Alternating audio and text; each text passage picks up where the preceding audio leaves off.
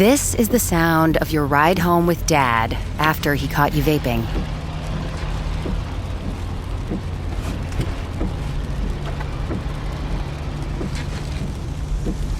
Awkward, isn't it? Most vapes contain seriously addictive levels of nicotine and disappointment. Know the real cost of vapes. Brought to you by the FDA.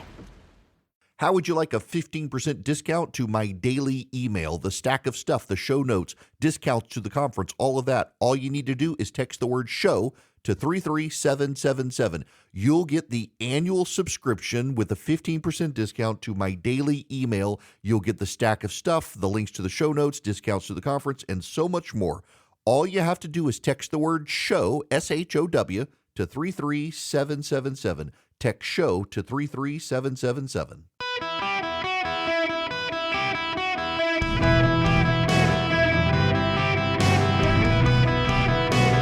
Welcome to the Eric Erickson Show podcast, Hour 2. Greetings, conversationalists. Welcome across the fruited plain. It's Eric Erickson here, and I am delighted to have you with me. It's an open line Friday. The phone number is 877-973-7425. So I do just at the right here, I want to, because I owe you an apology, and I need to pull the curtain back a little bit. 30 seconds before this show started today, I had complete technical meltdown in my studio. I don't know what happened. All the cameras stopped working. The microphone went out. I had to reboot everything on the fly. And it is a one-man operation today. I'm literally the only one in the office today. And so I am 30 seconds before the show starts. And I know I've got 30 seconds plus intro music about 30 seconds. I had to reboot the cameras, had to reboot the microphone. I have no idea what happened. Something in the building, I guess, with the electric. And then it was so discombobulating starting the show, trying to remember, because my note was on my computer and how was I going to start the show? I completely forgot to even open the call screening program. And we got people been on hold for quite a while.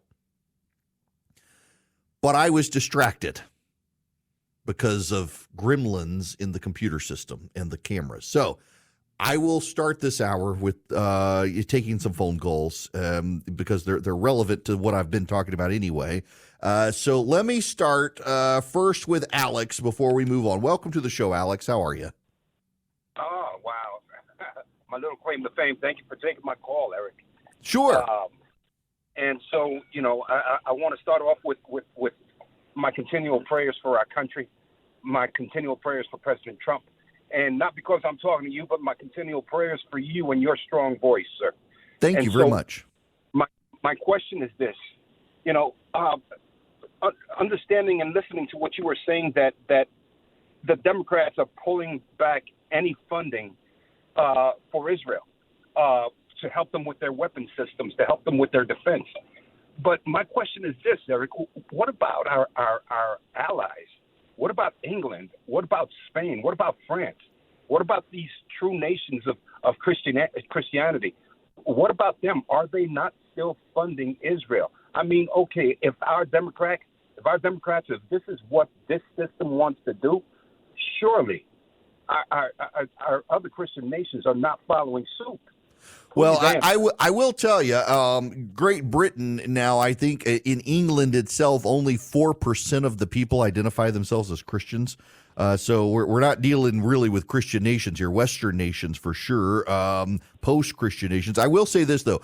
So Australia, France, Britain, Germany, and Italy have been helping us provide for the Israelis.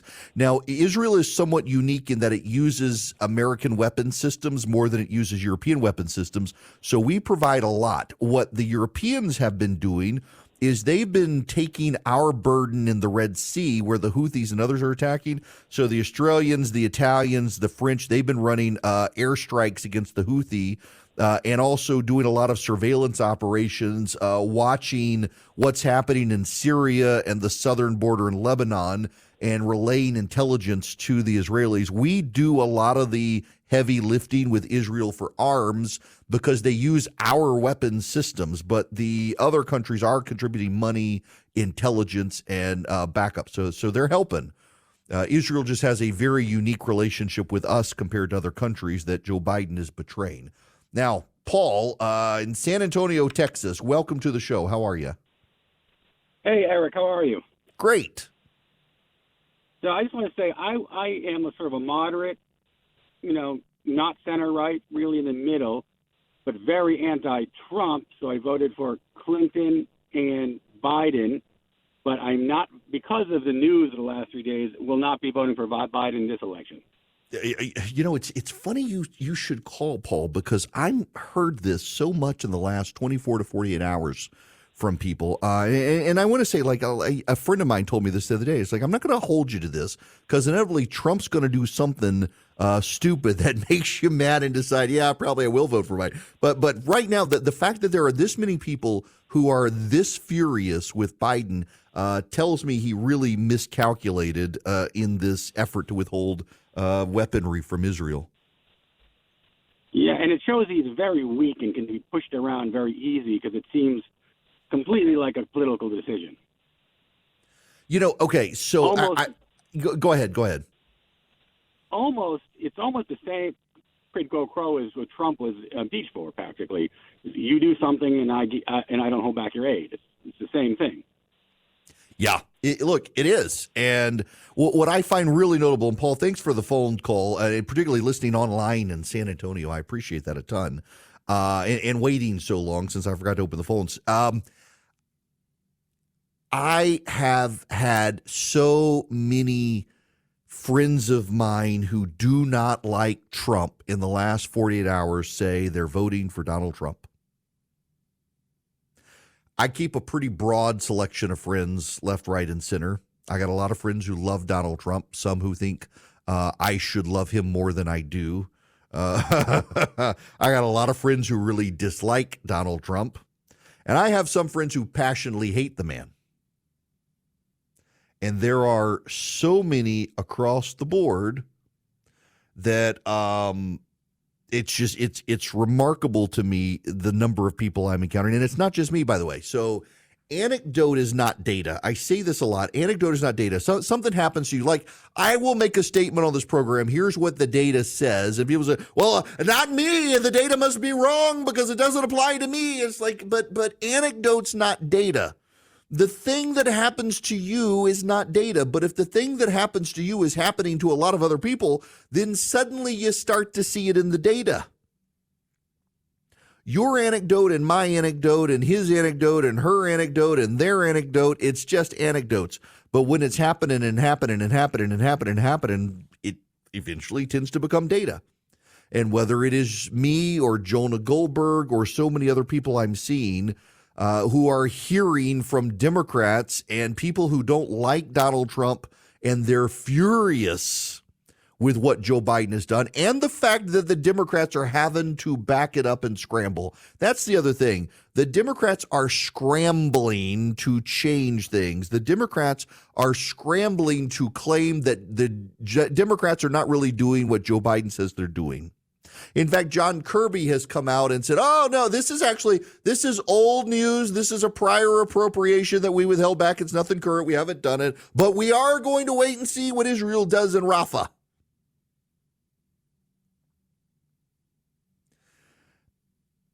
Buddy of mine just texted me right now and says, I think I'm voting for Trump, which I'm not sure I'll ever say out loud. Democrats became so convinced Trump can't win this thing, they decided they could behave in an arrogant, reckless manner. And Trump's going to win this thing because of it.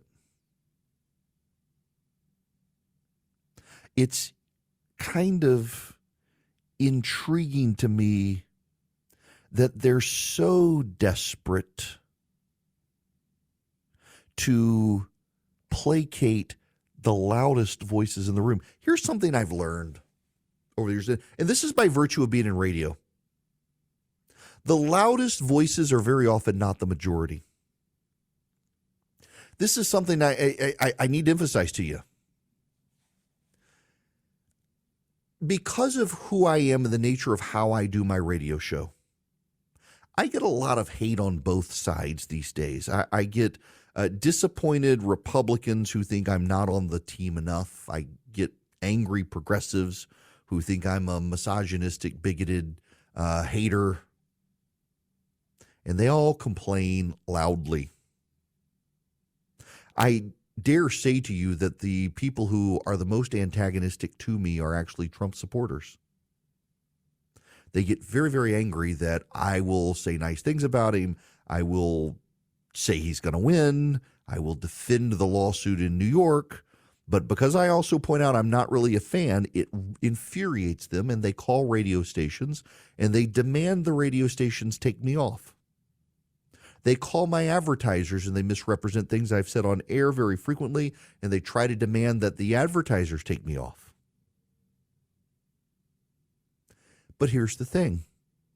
The loudest voices in the room are very often the minority. And so, for example, I know what my ratings are. I know how many people are listening to this program. I know that the very angry people who are calling and so upset about me, who demand that they're the majority listeners, they're not, because I wouldn't have the great ratings I have if they were. And so you can show the stations and you can show the advertisers, like, this is the angry rabid horde. Remember when they organized against Rush Limbaugh? It wound up being like 5 people. In their entire job, they were paid, 5 people paid to call radio stations and demand that they take off Rush Limbaugh, claiming that they were listeners. They were lying about where they lived, all this sort of stuff. There was like 5 people in a basement somewhere, masquerading as a majority. The problem for the Democrats is that they have mistaken the minority masquerading as the majority for the majority. They looked at what happened in Dearborn, Michigan, and Michigan with uncommitted voters. By the way, Barack Obama, when he ran for re-election, got 15 to 20% uncommitted voters. So Joe Biden does as well, and Joe Biden freaks out about it. And Joe Biden says, oh my goodness gracious, I'm going to lose unless I placate the anti-Semites, who are the vast minority in this country. Polling shows 2/3 or greater of Americans support Israel.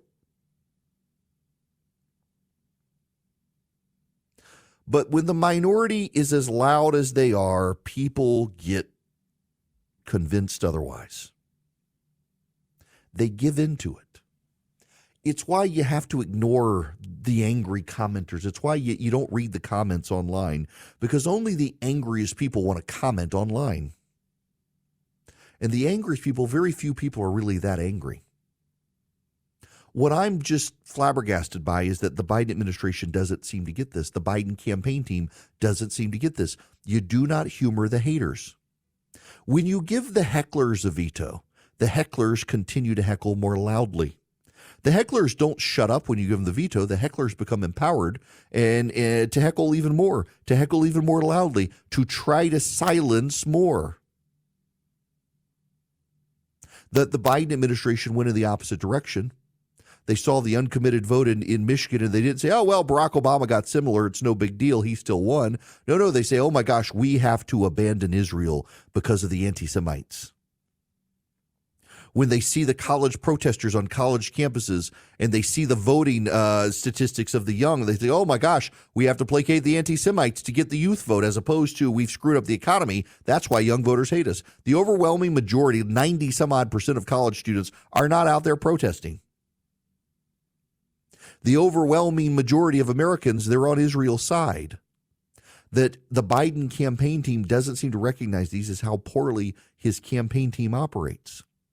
And I mentioned this before. Barack Obama has diagnosed this problem and has been pretty open about it. It's been reported in newspapers and on television shows that Barack Obama diagnosed this problem with the Biden team, that they are too hyper-focused on outside criticisms from the minority, and they're responding to this. And so the result is that they're getting played and they're getting pulled and they're getting off message. And Barack Obama diagnosed this. And say what you will about Barack Obama, but he's done what no one listening in this audience, except for maybe one, that is, win re-election as president of the United States.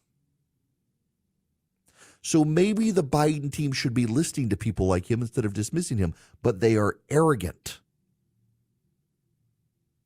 And they're also clueless. And a combination of arrogance and cluelessness is going to put Donald Trump back in the White House. And there will be hell to pay for all of you who vote for Trump by the left. They will be angry and they will decide they despise this country. But then many of them hopefully will pack up and move to Canada, so we'll all be better off in the end. But for Biden, it's really funny to watch just how arrogance, stupidity, and cluelessness collide and cost him his reelection. We have one more act for you this evening. I don't even need to say his name. Mr. Bob Dylan. From the director of Walk the Line and Ford vs. Ferrari. If anyone is going to hold your attention on a stage, you have to kind of be a freak. And starring Timothée Chalamet as Bob Dylan. Are you a freak? Hope so. Once upon a time, you're just so fine. Inspired by the true story. I want to know which side he's on. This Christmas. They just want me singing Blowing in the Wind for the rest of my life. Bobby, what do you want to be? Whatever it is they don't want me to be. He defied everyone. Turn it down! Play loud! To change everything. He's our Elvis. With no direction. Timothée Chalamet, Edward Norton, Elle Fanning, Monica Barbaro. Make some noise, BD. Track some mud on the carpet. A complete unknown. Only in theaters Christmas Day. Rated R. Under 17 and admitted without parent. Now I got to get back to doing the recipes, don't I? The phone number, 877-973-7425. If you want to be on the program, open line Friday. As always, text DATA, D-A-T-A, to 33777. You can get a discount on the show notes, and you can pre-order. My new book comes out in a few weeks. You Shall Be as Gods. Have you seen the Apple commercial? So Apple did a commercial to launch the new iPad Pro. And it shows one of those crushing machines, hydraulic crushing machines, pneumatic presses. And it's got, there are paint cans and toys and video games and a lot of musical instruments. And it crushes them all down in this colorful display as the paint cans explode and everything. And then when it raises back up, there's an iPad with this brand new shiny screen, and people lost their minds over this ad. I have to admit, I saw the Apple ad for the iPad, and I didn't think much of it. In fact, if anything, I thought it was probably less creative than a lot of the other ads Apple has done, but it really didn't infuriate me. But for a lot of people, seeing the musical instruments, the record player, the toys, the Pac-Man machine, the trumpet, everything crushed. That it felt like Apple was selling some dystopian future. And then I got to thinking about it. And I totally see the concerns. I think it was a little bit outrageous, the level of outrage. And it was hyper-driven online. Online outrage is always different from offline outrage. And it was mostly online outrage. Apple has apologized for the ad. But I do also understand why people are kind of freaking out as people they are beginning to resent being attached to their devices. There's no escape from the devices. And essentially what they took away from this is that Apple is showing them that you can get all of these finer things in life just by being tied to a screen, as opposed to wanting the piano or wanting the trumpet or wanting the Pac-Man video game you stand in front of. Just do it on a screen, and people reacted very differently. And also tells you Apple's no longer the upstart. They're like the top dog now. So people react differently to this sort of stuff than they used to. Very interesting reaction to what I thought was a rather innocuous, not super creative ad. But absolutely, I pre-ordered my iPad Pro. I need a new one. I've had mine for several years. Didn't update the last time. Battery's getting dim on this one. I need a new one. So I'll get it. But I also kind of get the outrage, even if I disagree. Vision Computer wants to be your computer company where you're not tethered to the computer all the time. Vision Computers can do that for you with their tech support. 404-COMPUTE's the number, 404-COMPUTE. Any one of you nationwide can call them. They'll build you computers, and then you get their award-winning tech support for free by ordering your computer from them. And in 15 seconds or less, you can get the answer to any question you have about your computer, including printer support, email support, and the like. Now, what if you didn't buy your computer from Vision? Well, for $179 a year, not a month, $179 a year, you also can get Vision's 15 seconds or less solutions. You get the phone number, you call them, you say, I can't figure out how to do something on this computer. How do I do it? 15 seconds or less. They give you the answer. They can even remote in cases to help you with your computer. 404-COMPUTE's the number, or visioncomputers.com. Visioncomputers.com. If you call them at 404-COMPUTE, you tell them I sent you, you're going to get an even better deal with Vision Computers. Call them at 404-COMPUTE. They can build you the computer. They can be your tech support solution. 404-COMPUTE. Visioncomputers.com. Blinds.com Cyber Monday Last Chance is happening now. Don't miss out on up to 45% off site-wide. A Blinds.com design expert can help you make the perfect selection on your schedule. We can handle everything from measure to your whole home installed for one low cost. With over 25 million windows covered, Blinds.com is the #1 online retailer of custom window coverings. Save up to 45% site-wide, plus a free professional measure right now at Blinds.com. Rules and restrictions may apply.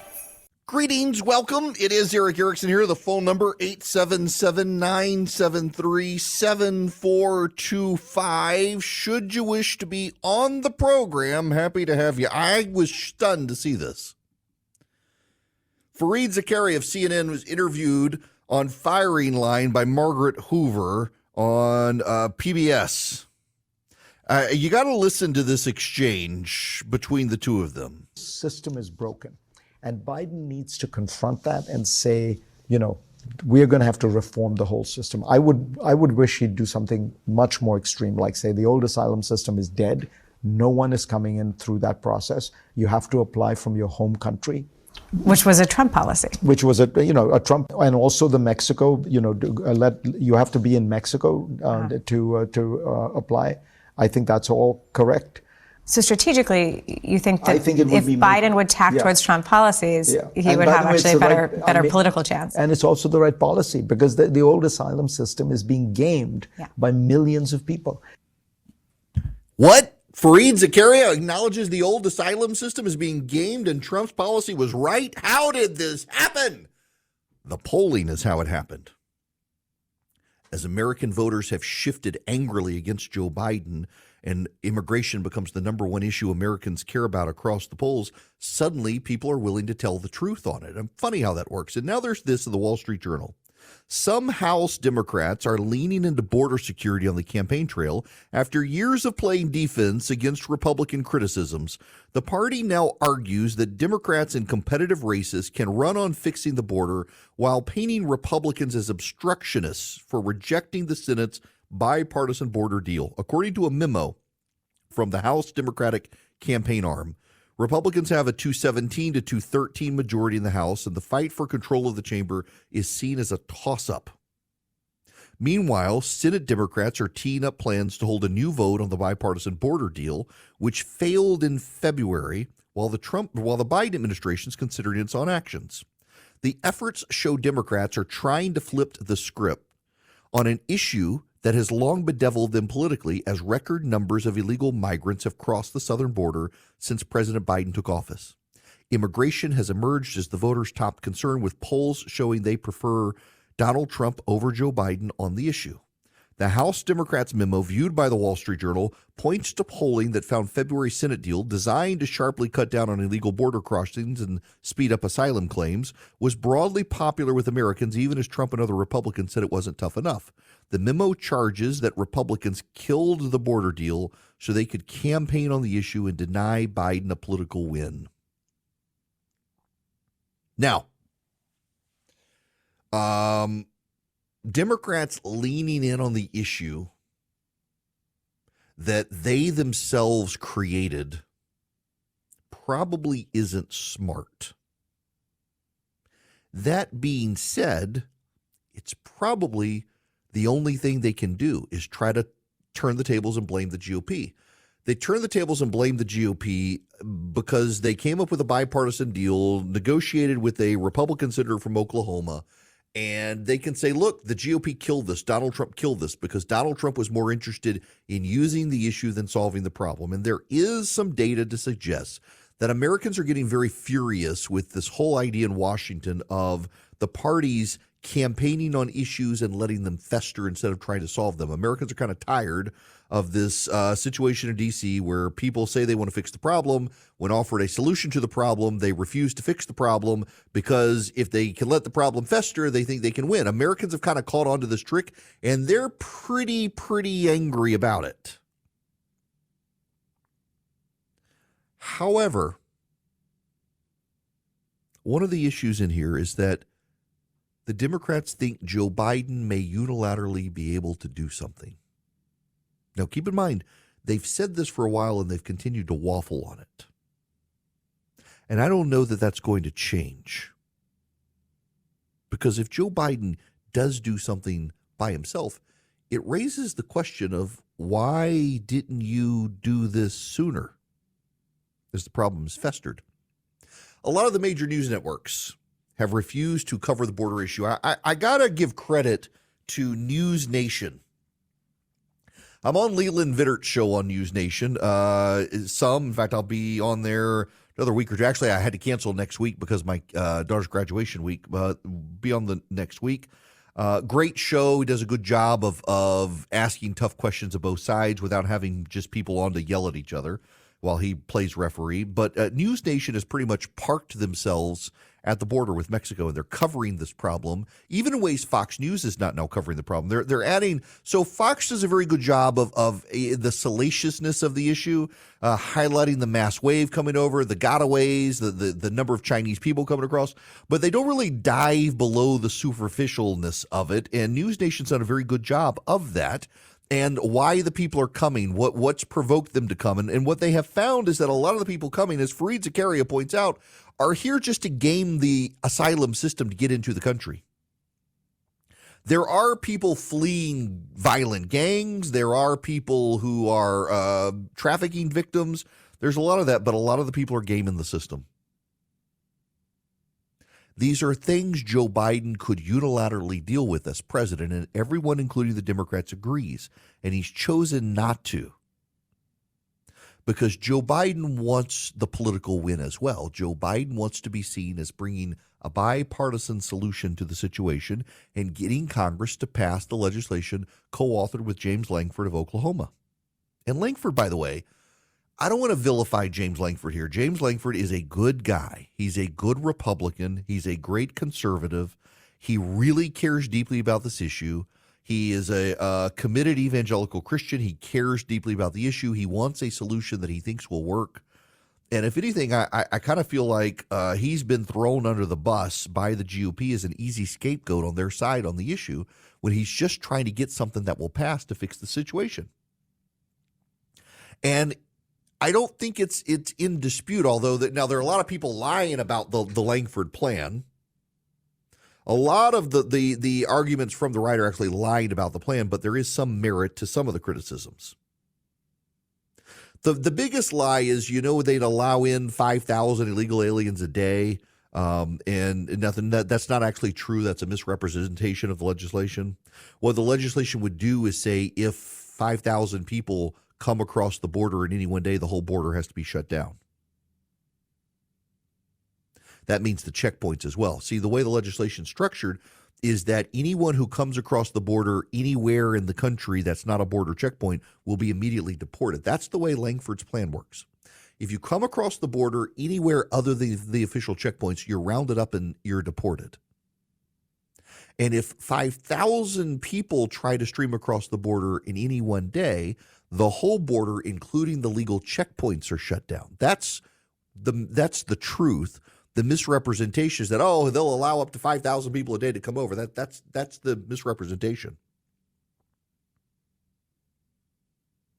But the Lankford plan really doesn't address the rounding up and processing of the people who are already here, which is part of the problem. It doesn't do as aggressive a job as it could do because the Democrats are okay with those people staying here and then advocating amnesty for them. It was part of the compromise. There are things that could be done. The Speaker of the House, Mike Johnson, has said we're not going to really be able to do anything until Donald Trump becomes president again, and then we might be able to do something. But the Biden administration wants to liberally treat the people already here, and that's part of the problem. He's right on that. Lankford was trying to find a solution that could pass under the current climate. Johnson believes that there's no solution possible until Trump becomes president because the way Biden would enforce the law, that we would be giving the Biden administration that won't enforce the current law a bunch of new laws they're not going to enforce. Both men make sense.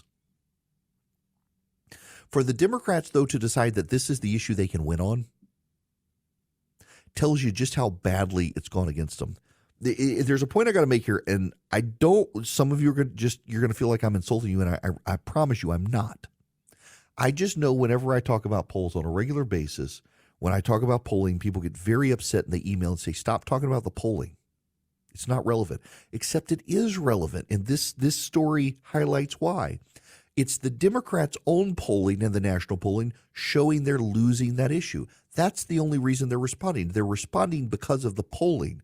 So you may think the polling's garbage, and I get that, but the Democrats don't. And the Democrats think they have a serious problem with immigration. And so the way they've decided to solve the problem is not to pressure Joe Biden to do something to stem the tide of people crossing the border. It's to say, oh, the Republicans are actually to blame, not us. We have this border compromise, and the Republicans are blocking it.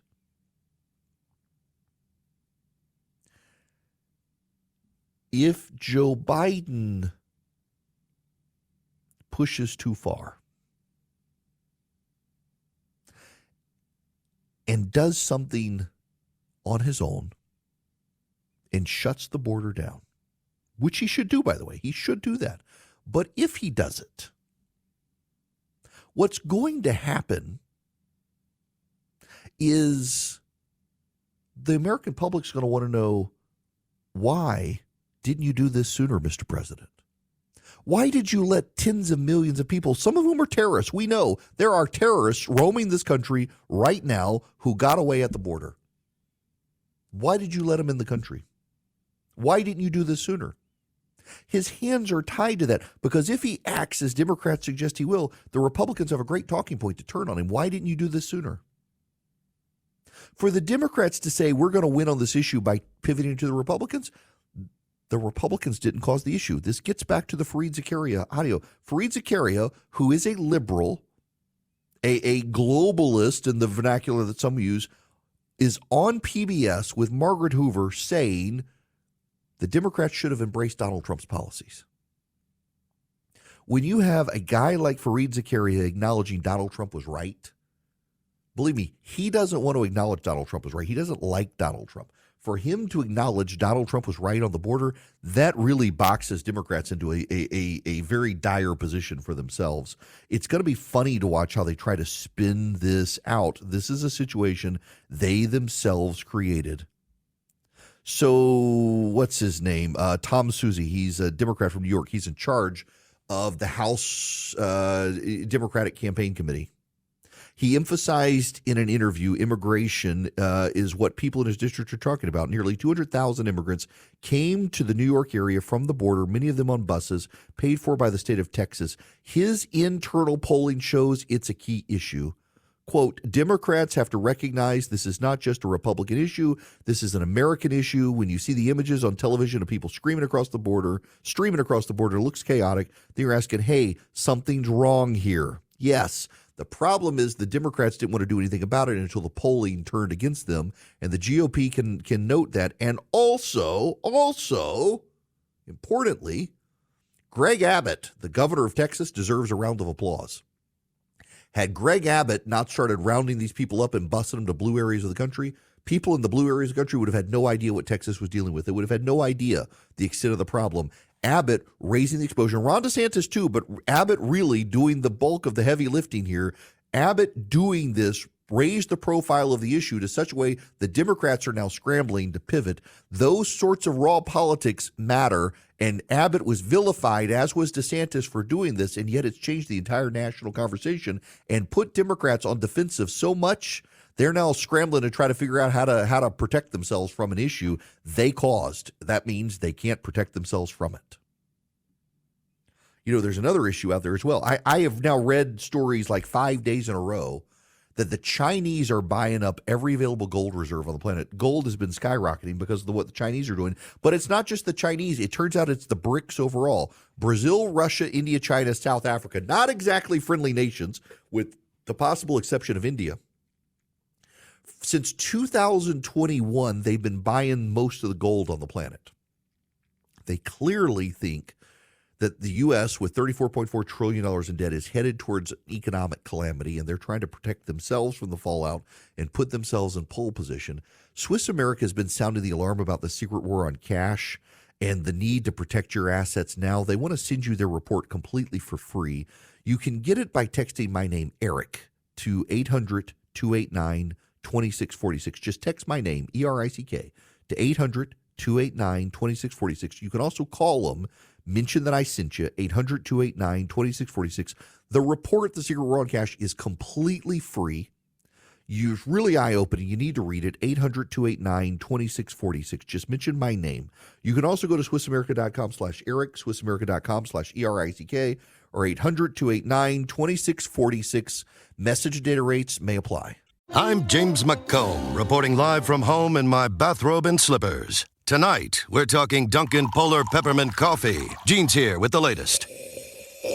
Gene, do you copy?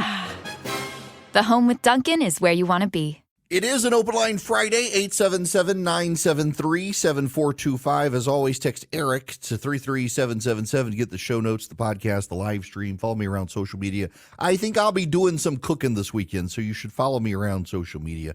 This is happening. The sun has discharged a massive solar flare towards the Earth. In fact, if you're listening to me on AM radio, you may get some garbling because of the solar flare. It messes up satellites and radio waves, electromagnetic frequencies on planet Earth. The CNN has the video of this massive solar discharge that blew out of the sun. It was really incredible. But, you know, the upside of this, if you are in my northern state stations, I got affiliates in Montana, North Dakota, Oregon, even possibly Connecticut, you're going to see the northern lights. This solar flare that has discharged from the sun is so big and powerful that the northern border states of the United States and large portions of New England are going to be able to see the northern lights this weekend as the rays from the sun come across our magnetosphere and react. I've never seen the northern lights. I've always wanted to. And by the way, so the pictures you see of the northern lights are actually brighter than what the eye typically sees, because the iris of the lens and the sensor on the camera can detect more than what your eyes are able to detect in these situations, from what I've been told. But at some point, I really, really, really want to go to northern states. Maybe. So a buddy of mine, my buddy Casey, I was with him the other night. He wants me to go fly fishing with him. My problem is that the time of year that he typically goes up to Montana to this particular place to fly fish is right at the end of like the winter book and radio, and I really can't take off right before Thanksgiving and go in the middle of the week to go fly fishing. But at some point, I want to see the northern lights. It's kind of on my bucket list of things I want to see. And those of you up north, particularly, it's going to be tonight that you see it. Those of you in Kalispell, Grand Forks, and the like, you're going to get one heck of a display, apparently, if the meteorologists are right. Now, I'm not sure the meteorologists are right, but it appears, I mean, I'm watching this image from the sun on CNN, this massive discharge. It's going to affect the magnetosphere for the next day. It's so big, it's going to affect satellites and electromagnetic communications, radio waves, and everything. It's just kind of cool. Science is cool. Space is cool to me. Dangerous, but also very cool.